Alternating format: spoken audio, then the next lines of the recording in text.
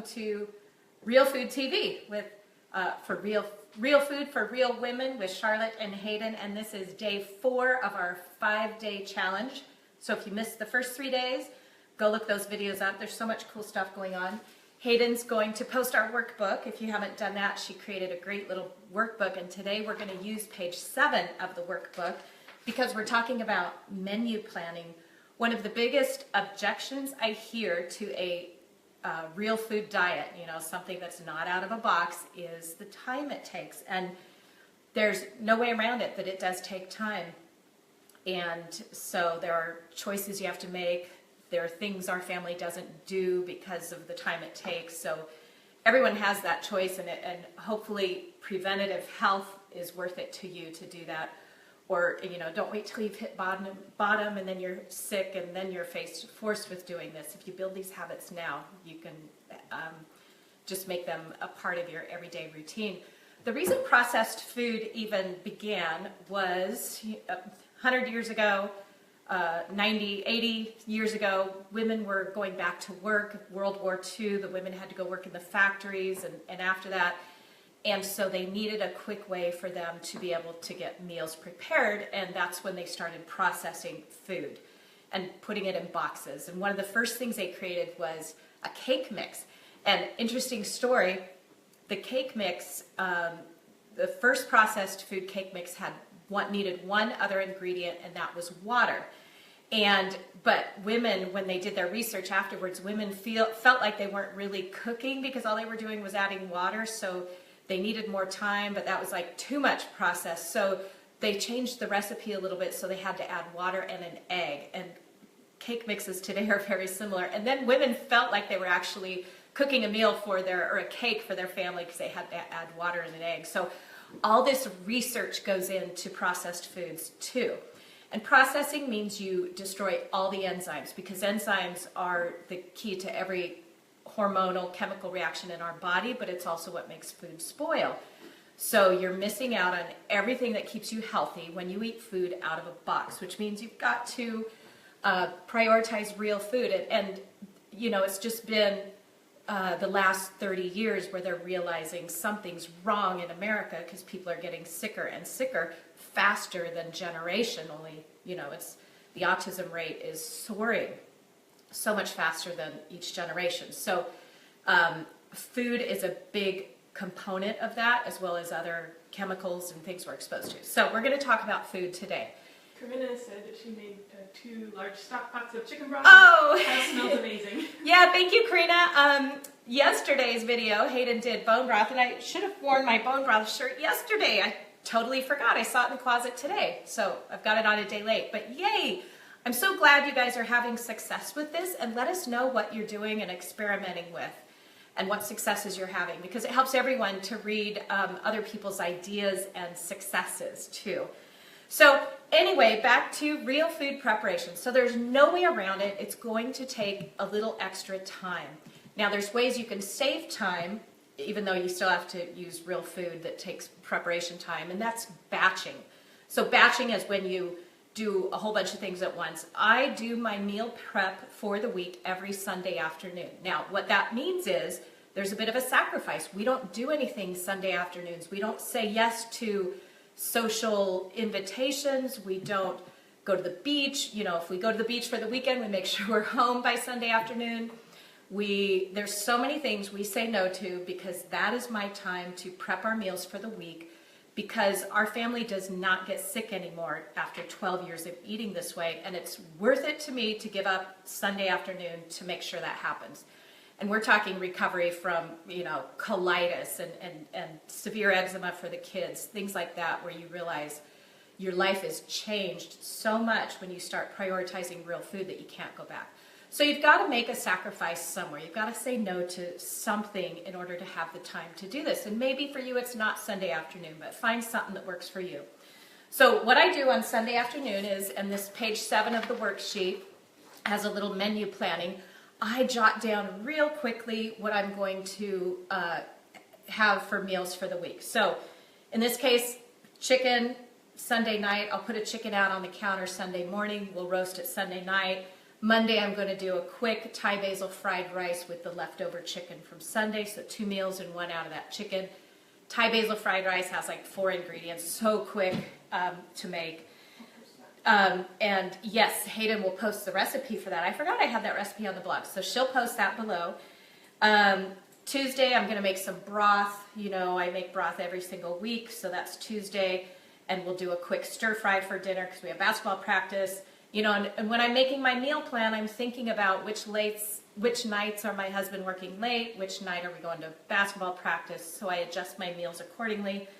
Wednesday, I'm going to make soup, and that's good for that dinner. It's kind of a lighter dinner, plus it'll be good for lunches because we all eat 3 homemade meals a day. We don't eat out, or very rarely. Thursday, I'm going to pull out a beef roast. I'll show you in a minute. And I'll do a shredded beef in the Instant Pot.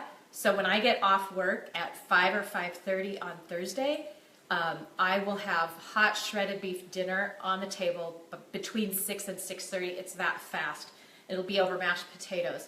And the reason I like that is the shredded beef then can be used on salads for lunches or dinner for me. Often I'll eat that meat more as a condiment, whereas my husband will have a big slab of plate of shredded beef. I'll just sprinkle it on the salads. It's also, he likes meat with his breakfast. It's also great to throw some shredded beef in his eggs so I don't have to cook him bacon every day, because as much as he would like that, bacon is very expensive in our farm store and I have to pay for that just like you do. So I ration his bacon. He gets bacon twice a month. So he loves bacon days. Oh, hey, my hair's a little off. I can't see it in the video. Did I get it? No, it's worse. It's worse. Well, come fix it. It's live video. Things like that happen. It's just like, you know, being on The Bachelorette. They run in and fix your hair. Okay, mashed potatoes. Saturday, one thing I do to avoid boredom in both my family and myself is I get a couple cooking magazines and I make myself choose 2, maybe 3 recipes out of every single magazine, every single month. And so Saturday or Sunday, whichever day I have more time, I will spend that day trying a new recipe. And then it's usually something where we have leftovers the next day too. And it may be a one-time thing and I realize I'm never going to make that again, or it may be something that we can incorporate. And this is just an activity, you know, I've been cooking for a family for 25 years, so I could be bored with it, and, you know, it gets old. It's kind of like cleaning toilets. You got to do it, you know, they get dirty. You clean them and then they get dirty a week later, or less than that. Food, you eat dinner and then you got to cook it again the next day. You can get bored, so I like to force myself to try new things. And this weekend, my husband, who doesn't cook very much, said he wanted to cook me scallops. So he's the one going to try a new recipe this weekend, which will be interesting because he uses every pot and pan in the house whenever he cooks. So that's a family experience, you know, something we can do together. We live quite a ways out of Portland, so we don't drive to the city for dinner very often. We don't go out to movies very often. Much of our lifestyle is on the farm, so a lot of that does revolve around cooking by choice. You know, we have friends who go skiing every weekend. We have friends who go do other things, hobbies every weekend. Well, we just don't do that because we prioritize our health, and at some point you have to choose. You really can't do it all unless you can hire someone to cook this way for you, and that would be nice. All right, so part of my Sunday routine is I jot down what I'm going to make, and then I go to the grocery store, and basically all I get there anymore is vegetables because we grow our own meat, eggs, and dairy products. You know, we have all that already. So, and my vegetables, I really am big on creating habits of, you know, wearing the same outfits similar each week or preparing similar dishes so that you don't have to think too much about going to the store. So I go to the store and basically, I don't know how much you can see there, but this is about what I get. I shop by color. So if I look in my grocery cart and it's all green or white vegetables, I want to make sure there's color in there. So I don't care really what it is, but I love red, so I got a red pepper. I get carrots every single week because it's something my 10-year-old will not argue with me about eating. You know, asparagus, I have to force her to eat one, or Brussels sprouts. But if I don't feel like a struggle, she can have carrots. And I also always get broccoli every week because she'll eat that with no complaints either. You guys know what I mean. You know exactly what I'm talking about. I grabbed kale. This is great in our stir fry we're going to do on Tuesday night, and it's good in the soup. And it's purple, so I got some red, orange, green, and purple. And then every Sunday, I make a salad that sits in a bowl for the week because I work long days, my husband works long days, and I work at home, but I take like a 10-minute lunch break. I don't want to cook at lunch either, so I can go in the fridge, and I know I've got a big bowl of salad, and I've got my ferments to mix in, which Hayden talked about on Monday. So my salad, I've been on this kick lately of a whole head of Napa cabbage, a bunch of green onions, a couple handfuls of spinach, and then my 10-year-old loves spinach, so she'll eat the rest of that. And I put a little bit of the red pepper and shredded carrots and ginger in there, and then I put a sesame oil rice vinegar dressing on it. That sits in my kitchen, fridge. I eat a little bit every day for lunch and mix in whatever else I want. And when my husband gets home from dinner, I could do a hot vegetable in the salad and the meat. Is there a question? Oh, Tracy says she can't wait for her huge garden. Oh, Tracy brought... Corson. Oh, Corson, yay, I know. And then pretty much in the summer, we do eat 100% out of our garden. And I will go weeks without going to the grocery store, which is really, really nice. As a matter of fact, we're still eating our potatoes from summer. My husband planted these purple potatoes. He's in charge of the garden, which are gorgeous. They're so much fun. And then white potatoes, because nothing like a good old mashed potato. Karina volunteers at the local food bank in her garden, so she gets to take home vegetables. Oh, yes. So Karina brought up a good point, that she volunteers at the local food bank and can take home vegetables from the garden. You know, some people have an objection, like, I can't eat that way because I can't afford it or something. There is always a way. We have people who work in exchange for food. You know, there's always things to be done on the farm. And if, you know, there's always ways to budget it. And when you eat super nutritious food, like farm-raised meat, you don't need nearly as much. So you're getting 10 times the nutrition in one egg as you are a store-bought egg. So instead of 2 eggs from the store, you're only going to need 1 to feel full. It's less calories, but more nutrition. So they're... The I can't afford it is it's an objection that actually there's a lot of ways around that because, you know, when we first started eating this way, I lived in town, I didn't have access, farmers markets weren't even that big yet, but there's a way to get it. So like Karina volunteering in exchange for food, great, there's so many ways to do that. And again, it's a choice. All right, so anyway, I have my salad made. It's in the fridge all day. And the other thing I know that we're going to have in our fridge at all times are our fermented vegetables and our kefir and our bone broth that I make once a week. The other thing I get at the store is a big thing. Woo! My daughter loves these little cuties, and my husband will eat them. So I always have a bunch of cuties and bananas and apples and grapes. And all right, so the ways to... Again, save time are make your notes on Sunday, go to the store, get everything you need for the week so you don't have to go to the store again, and use the Instant Pot to get things on the table faster, use the crock pot, make big batches of soup so you know you can have soup 2 nights in a row. And some people are worried about variety. Well, my family, maybe it's just my family, they do not complain about eating the same thing a couple nights in a row. Me and Hayden and my husband, we eat the exact same thing for breakfast and lunch pretty much every single day. And I mean, when you're hungry, it tastes great. I don't need a variety. It just, when you have that, when you get used to eating that way, you know, I don't know, I just don't have a problem. I would say maybe you're worrying about your family getting bored, but they really aren't, because my family, when they're hungry, they sit down to eat. They just eat, and they don't say, oh, we had this last night, because we're hungry and we're eating. So anyway, I'm going to show you the second thing I do after I get my vegetables. I get a bowl, and this bowl, I'm gonna go get my meat for the week. And it's going to sit in the fridge all week long so I can grab what I need. So I'm doing my vegetable shopping one day and basically my meat shopping one day. And I make sure my freezer is stocked with a variety of meats from the farm. So Hayden's gonna bring the camera over here. Corinna said it is nice to eat seasonally too. Yes, good point, we eat seasonally.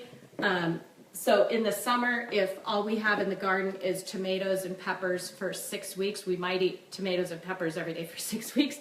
But it's free, and there's so much fulfillment because we raised it. So I just come over, after I do my vegetables, I come over to my freezer, and I'm going to pull out my sirloin tip roast, because remember that was Thursday's and Friday's dinner. I'm going to pull out a chicken, which is Sunday night and Monday, and summer sausage. This is like fast food for my daughter. I'll tell you more about that in a minute. Oh, I wanted to point out my chicken feet. So I keep chicken feet in here at all times, and I pull 2 or 3 of them out whenever I make a batch of bone broth in the Instant Pot. I put 2 or 3 in. I don't even thaw them out. I just kind of, crack the bag against the sink to break them apart and put them in there. I'm gonna grab, if it's the week my husband can have bacon, I'll grab a bacon for him. And what else? Oh, some chorizo sausage for a stir fry. I also keep lots of containers of liver. I try to make a liver pate once a month, and we try to eat that like once a week or so. Or, we'll have a little bit of liver pate for a snack a few times a week. All right, so this bowl, I'll let Hayden put the camera back. Thank you for hanging in there. And yeah, that looks good right there. So then, this bowl of meat sits in my fridge all week. It sits there, and every day, because you already heard what I'm going to make, I pull out what I need.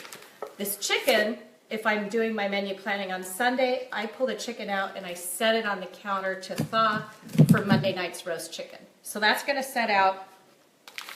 The summer sausage is my 10-year-old's favorite fast food. Whenever she's hungry, she grabs a piece of this. It's made from our grass-fed, grass-finished beef, so I know it's super healthy for her. We never buy lunch meat.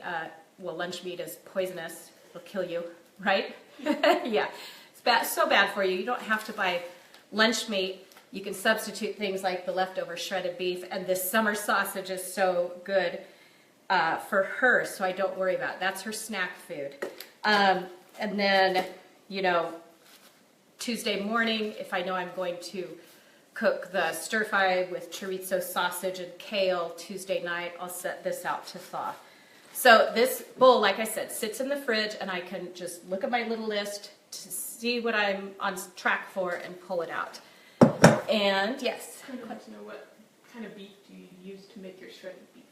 Oh, so what I pulled out today, when you go to our farm store, we have a number of different roasts. And so I use, and all our beef are, I don't know if she's asking the type, but we have Angus cattle, purebred Angus, beautiful cattle. So any cut of roast will do because the Instant Pot makes it so tender. This happens to be a sirloin tip roast. In our farm store, we've learned which roasts people buy more than others, and those are the only roasts we carry, because if we carry something that doesn't sell, I don't want year-old meat in there, So we sell a lot of sirloin tip roast, chuck roasts, and a couple other varieties. Any of them will work. I'm not a big slab of meat eater, so like a prime rib, we do those in ribeye steaks instead, because I don't just want a big slab of meat. That's me personally. It's just not how I prefer to eat, so I do it shredded. But maybe you want to do this. Sirloin tip roast would also be good cooked rare in the oven and have a slice of that. So you could do that too, but things like the chuck roast, the rump roast, those sorts of things need to be slow cooked. And the Instant Pot or Crock Pot are great for that.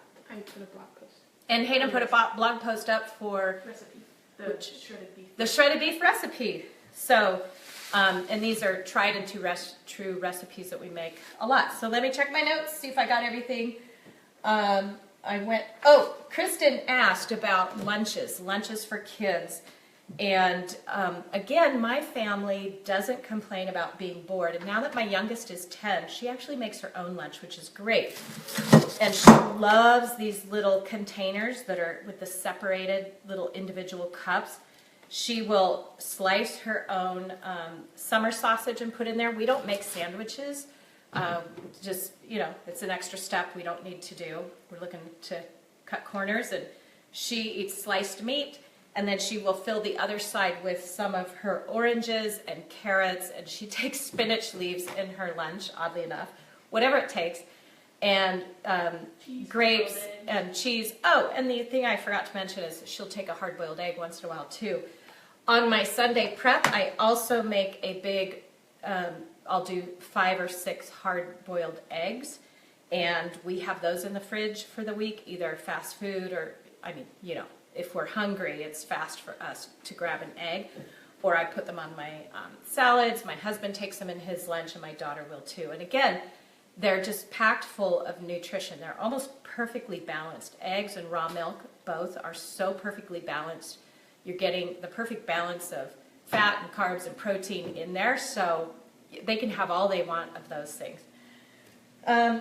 And anyway, my daughter makes her own lunch, and it's a variety of meats and vegetables and cheeses that she chooses. And my husband never complains. He drinks a quart of bone broth every day at lunch and about 3 cups of kefir, and he takes fermented vegetables mixed with some kind of meat that is left over from dinner the night before. Whether it's the shredded beef or the Thai basil chicken fried rice or some of the chorizo, whatever that. And he never complains. He loves it. He's hungry at lunch, so it fills him up. Plus, he got over 15 years of colitis by eating this way, so he's not going to mess with that. The other thing I like to do is I always like to have an avocado on hand. Again, healthy fats, and it's filling, and it gives a little variety either on top of the chorizo stir fry or in my salad. So I think that about covers it. So that's what I do on Sundays. I spend a couple hours making my plan, going to the store, getting my vegetables, pulling my meats out to thaw, and I make sure that everyone has what they need for the week. We probably are lacking in seafood, and that's because we raise chicken, beef, and pork. So when I have a freezer full of chicken, beef, and pork, it's hard to go buy seafood because I've worked so hard to raise that. But in a perfect world, we'd probably eat fish at least once a week. And like I said, Saturday night, my husband's going to surprise me with scallop dinner. My dad fishes and he catches salmon, so they eat a lot more salmon than we do. But I think that's really individual taste, and you can have more vegetable heavy. Sometimes I don't eat meat for days. I'll just have an egg and my kefir, and I'm not trying to be vegetarian, but I'm just not craving meat. And so, I'm getting all the protein and healthy fats I need in my eggs and kefir, so I don't worry about that. There, as you can see, it's very individual, but this is what I do, and the whole key is batching it into one day. And so it makes your evenings very quick to get dinner on the table. And I think my lifesaver is the Instant Pot, because if something's still half frozen, wow, 20 minutes in there. And the other night, my pork shoulder roast was still half frozen. But 20 minutes in the Instant Pot with a can of green chilies and some cumin, and I had the most wonderful chili verde. So the Instant Pot has really saved my life, and I think that's a big part nowadays that I would recommend in a traditional foods diet. All right, that's it for today's Real Food TV episode, day 4 of day 5, or 5 days. I'll see you tomorrow. Any other questions, post below. We get so many questions after the video has posted already. That's totally fine. Hayden and I come back and answer all those anytime. All right, did someone say, Karina says, thank you. My eyes are so bad. I can't read it. What it says. We've inspired her to make fermented vegetables. Super. That's why we're here. We're here to inspire you and help you on your journey to being the best you that you could possibly be. So I'll talk to you later. Thank you all for being here.